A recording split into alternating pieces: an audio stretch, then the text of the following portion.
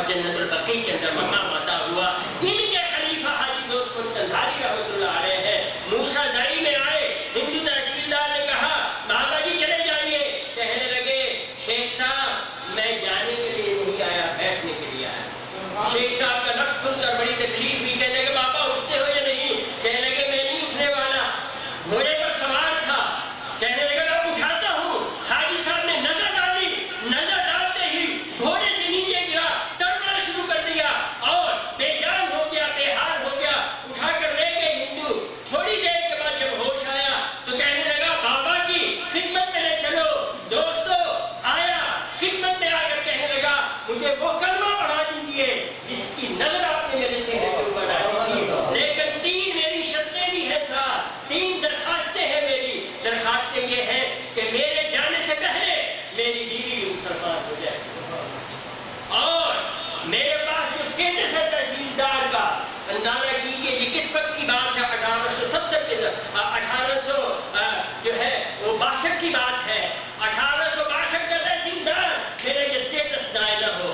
اور تیسری بات یہ ہے کہ میرا خاندان مجھ سے قطع تعلق ہی نہ کہے, اور جو کچھ مجھے ملنے والا ہے مل جائے.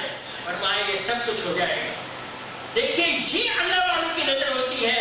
اس میں سے ایک حصہ صرف اتنا ہے کہ تحصیلدار صاحب تو دورے پر آئے ہوئے تھے.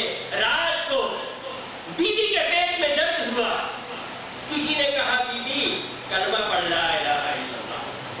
کلمہ پڑھتی تھی تو درد بند ہو جاتا تھا, اور کلمہ چھوڑتی تھی تو درد پھر شروع ہو جاتا تھا. گھر پہنچے تحصیلدار صاحب تو دیکھا کہ بیوی کلمہ پڑھ رہی ہے. فرمائے کلمہ تو یہ کس نے سکھا دیا؟ کہنے لگی کہ بات یہ تھی کہ پیٹ میں درد اٹھتا تھا, اب وہ درد جب پڑتی ہوں تو درد بند ہوتا ہے. فرمایا یہ حضرت حاجی صاحب کی توجہ ہے کہ تم یہاں بیٹھی تھی اور میں نے وہاں عرض کرنے سے اللہ نے تمہیں ایمان عطا کر دیا. دوستو یہ نظر ہے, اور اس نظر کا حصول اصل میں ان اولیاء کرام کی خدمت میں حاضر ہونے کا مقصود ہے. آج لوگوں نے تصوف کو بدل دیا. جن نکالنا تصوف نہیں ہے, جادو نکالنا تصوف نہیں ہے. 50 پاؤنڈ کا جو ہے یہاں سے فیس بھیجنا ٹیلی فون کارڈ کے لیے یہ حرام ہے, کوئی تصوف نہیں ہے. اور دوستو جس کے دل میں دنیا ہے وہ اللہ کو کیسے مل سکتا ہے؟ جس کا اپنا دل دنیا سے بھرا ہوا ہے وہ آپ کو اللہ رسول کے دربار میں کیسے لے کر جائے؟ یہ سمجھنے کی بات ہے. آج بدنام کر دیا ہے اس تصوف کی حقیقت کو. یہ تو وہ چیز ہے کہ بندے کو رب سے ملاتی ہے, اور رسول اللہ کے غلام کو یہاں مدینے کا تصور عطا کرتی ہے. یہاں کھڑا شخص یہ دیکھتا ہے کہ میری بات کو میرے آقا سن رہے ہیں, اور جس کے دل میں یہ بات ہے اس کو کوئی شک نہیں ہوتا کہ رسول اللہ سے. یہ حاضر ناظر کا عقیدہ ہے کہ آپ سمجھیں کہ میری بات سنی جا رہی ہے. میں نہیں سمجھتا کہ رسول اللہ کو تشریف لانے کی ضرورت ہے. ساری حضرت سید عبد القادر جیلانی کے سامنے اگر کائنات ہاتھ پر رائی کے دانے کے برابر ہے تو میرے آقا کے سامنے کیوں نہیں؟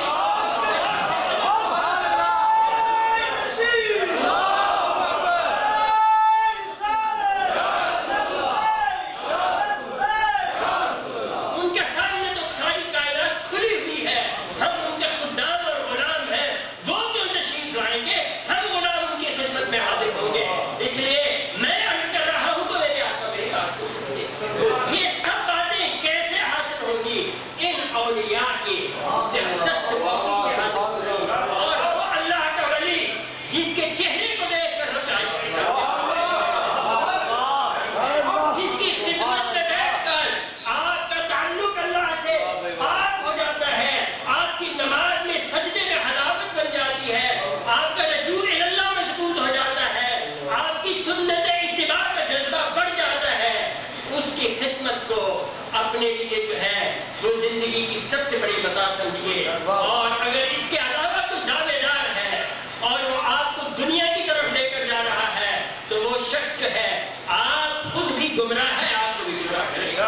مجھے اس بات کے کہنے میں کوئی بات نہیں, کوئی کچھ کہے, لیکن تصوف آج کی ضرورت ہے. اور میں نے عرض کیا کہ میرے مصطفیٰ علیہ السلام کے غلاموں کو ان کی نظر نے سب کچھ عطا کیا.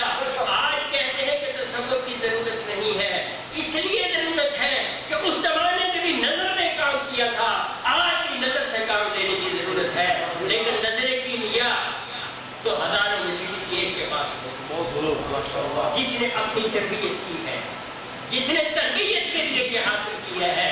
گدی نشینی سے لوگ ناراض ہوتے ہیں تو معذرت چاہتا ہوں. گدی نشینی اس بات کا سرٹیفائی نہیں کرتی ہے کہ اس شخص کے اندر وہ صلاحیت موجود ہے.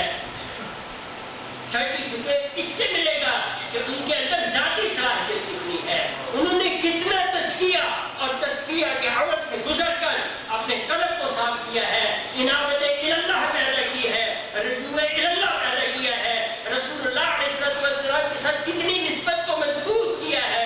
اگر یہ چیز ہے تو گدی نشینی میں بہت بڑی برکات ہے، اور اگر یہ نہیں ہے تو پھر وہاں سے کچھ حاصل نہیں ہوگا.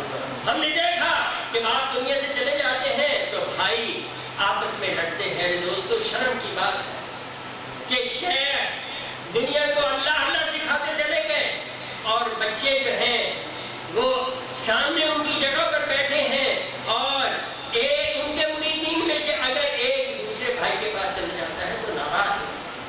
یہ چیزیں تصوف کو آج ان چیزوں نے بدنام کر دیا. صحیح تصوف آج بھی بڑی ضرورت ہے، اور یہاں یورپ میں اس کی بہت بڑی ضرورت ہے، اس لیے کہ ایمان کی مضبوطی علم کے ذریعے نہیں ہوگی. ایمان کی مضبوطی جو ہے وہ قلب کی تربیت کے ذریعے سے ہوگی، قلب کے اندر اللہ اور اس کے رسول کی محبت کو پیدا کرنے کے ذریعے سے ہوگی. اور اپنی محنت سے کام کم ہوتا ہے، مشائخ کی توجہ سے کام زیادہ ہوتا ہے. اور یہ نقشبندی طریقے کا یہی سب سے بڑا معذرت کے ساتھ باقی سب طریقے بھی اللہ کی طرف پہنچانے والے ہیں، واصل اللہ ہے، لیکن نقشبندی طریقے جن کے شیخ ہمارے سامنے تشریف فرما ہے. میں بہت چھوٹا تھا، بہت بچپن میں حضرت عیدگاہ والی سرکار کا کتابوں کا کچھ مطالعہ کیا تھا. 40 سال پرانی بات ہے، مجھے کتابیں تو پوری طرح یاد نہیں ہے، لیکن طریقہ نقشبندیہ سے مجھے تعارف ہوا. اس وقت میری عمر کوئی 15-18 سال کے درمیان تھی. بہت بڑے صاحب کمال شخصیت تھے، یہ انہی کے طریقے سے اور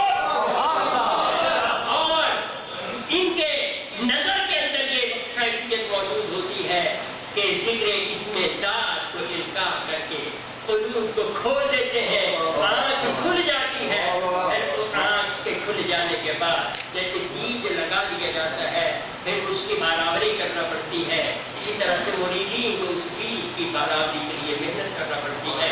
اللہ رب العالمین نے اولیاء کرام کے فضل و برکات کو عام فرمائے، اور اللہ رب العالمین ان اولیاء کرام سے استفادے کی ہمیں جو ہے وہ توفیق عطا فرمائے، اور تصوف کی صحیح روح کو لوگوں تک لے جانے کی توفیق دے، تاکہ لوگ اللہ اور اس کے رسول علیہ السلام